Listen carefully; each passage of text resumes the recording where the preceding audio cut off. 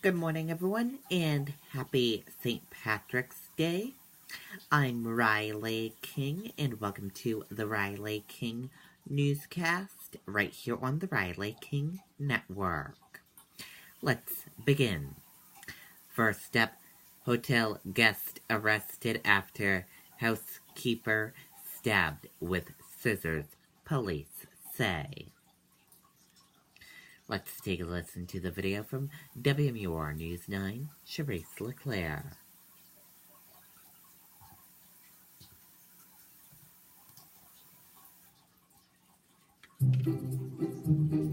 Oh, you don't look so hot.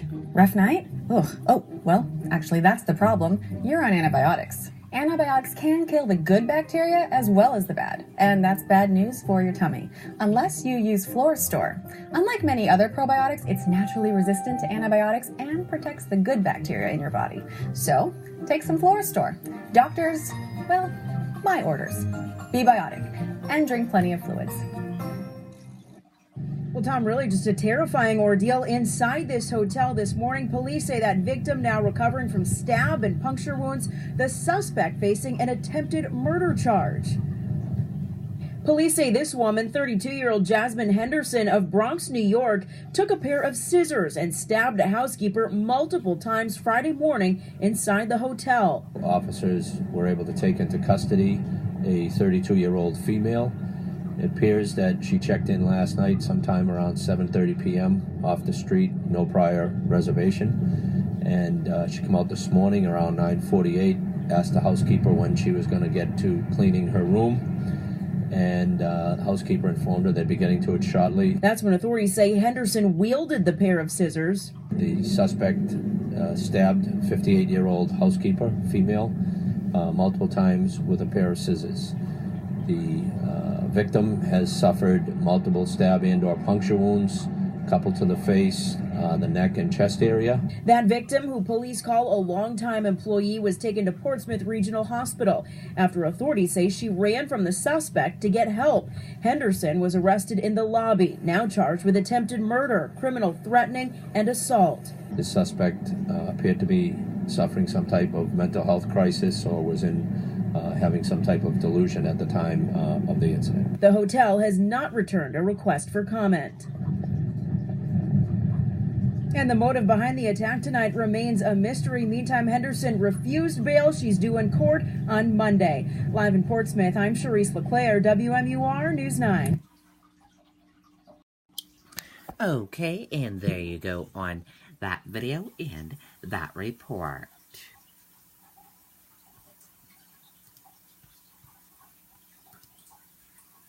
Woman charged with OUI in crash that killed tow truck driver.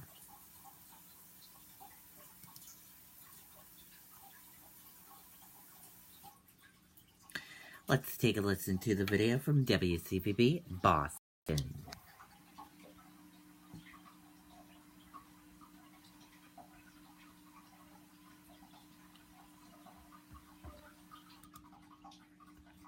For causing that deadly crash, but her attorney blames black ice. Still recovering after a deadly chain reaction crash, Sheena Dion was arraigned in her hospital bed, accused of speeding and slamming her car into a tow truck, killing the tow truck's driver working alongside 495. Troopers say Daniel Cody had no pulse and died at the hospital. Now Dion is charged with motor vehicle homicide and OUI. The defendant subsequently made statements to Trooper DeLager of Massachusetts State Police that she consumed 3 shots of Caldwell's vodka at about 8 o'clock that evening. But at .03, she was well under the legal limit. Sure, .03? Yes, sir. That was the result of the .03. Prosecutors say the 28-year-old Lawrence woman may have been on something else. They're now waiting for blood work. The investigation is still continuing as to whether there are any other impairing substances in her blood. But her attorney says winter conditions and black ice may be to blame. The conditions stated in the police report that evening were intermittent snow, wet roads, and 32 degrees, so I would suggest to the court that there was mixed with black ice and freezing conditions and the cause of this accident. Dion has no criminal record. She was given a $2,500 cash bail. Live at Tufts Medical Center, Sean Chai about WCVB News Center 5. Okay, and there you go on that video and that report.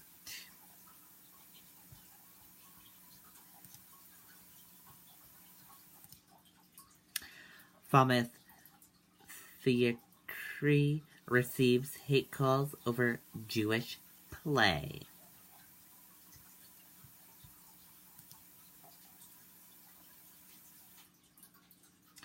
Let's take a listen to the video from WMTW News 8 Maine. Award is hugely significant. There are fewer than 2,000 locations in the entire country that have the Sharp Award, and so for Hancock Lumber to have 4 locations, 3 sawmills and 1 retail location, is a significant achievement. These stories are not about death and dying. They're about survival. The show will go on at the Footlights Theater tonight as their production of Appel, a story based on the Holocaust, enters its 3rd week on the stage. These are stories from survivors' families,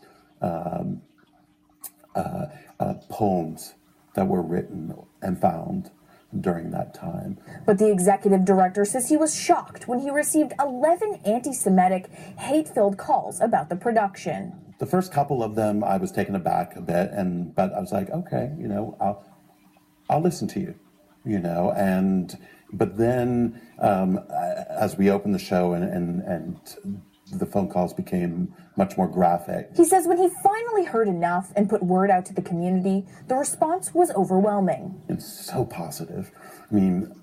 But shock, that this was happening today.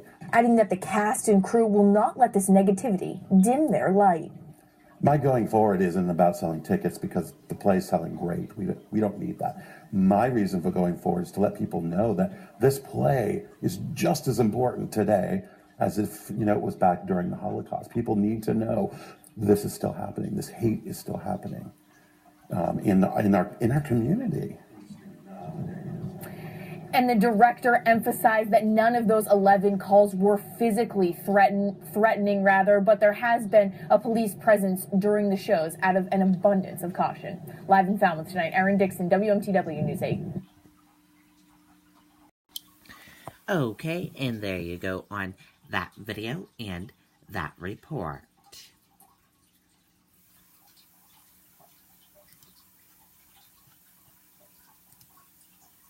Former FBI deputy director fired just days before retirement to kick in.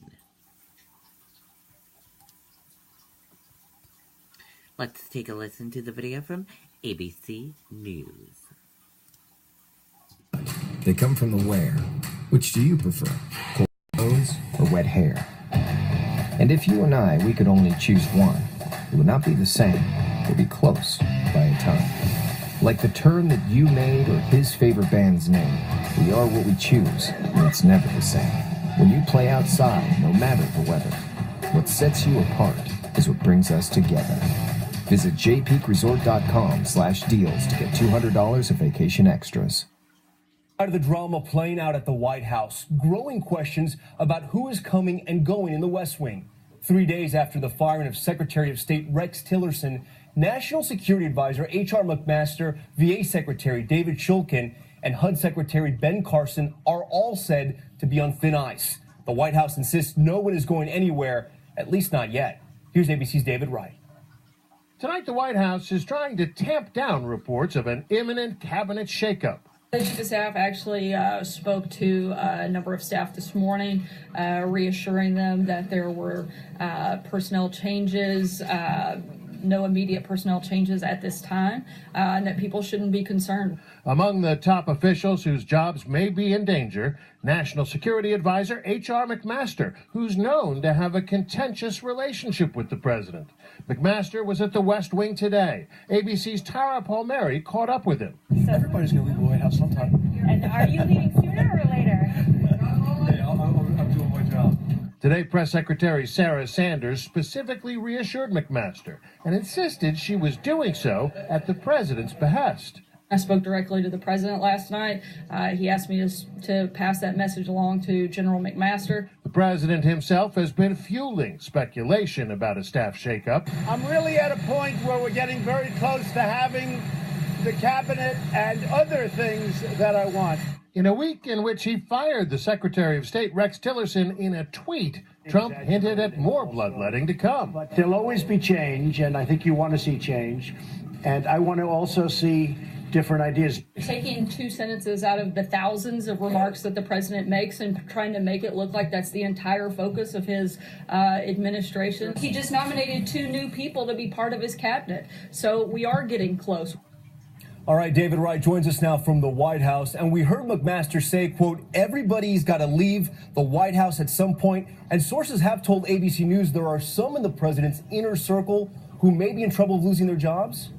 Well, Tom, there's been a lot of behind-the-scenes chatter about Veterans Affairs Secretary David Shulkin, also Housing and Urban Development Secretary Ben Carson. Both have faced scandals over ethics and spending. Both have been summoned to the White House to talk about it.